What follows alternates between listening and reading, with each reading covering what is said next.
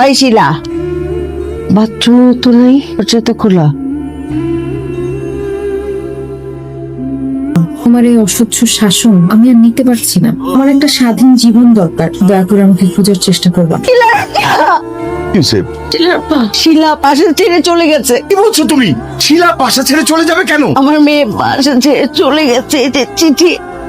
হায় আল্লাহ, আমার মেয়ে বাসা ছেড়ে চলে গেছে, এখন কান্নাকাটি করে কি হবে? হ্যাঁ, আমি তোমাকে কতদিন বলছি মেয়ে বড় হয়েছে, ওকে যখন তখন এভাবে শাসন করো না। তার সামনে চট থাপ্পড় মারছো, খারাপ ব্যবহার করছো। আমার মেয়ের যদি কিছু হয় না, তোমাকে আমি ছাড়বো না। আমি কথা দিচ্ছি, আমার মেয়ের সঙ্গে কোনোদিন খারাপ ব্যবহার করবো না, আমার মেয়েকে আমি অপমান করবো না। কিন্তু বিশ্বাস করো, যা কিছু করতাম আমার মেয়ের ভালোর জন্যই করতাম, আমি কিছুই করবো না। শুধু আমার কলিজার টুকরা শিলা, শিলাকে আমার বুকে এনে দাও।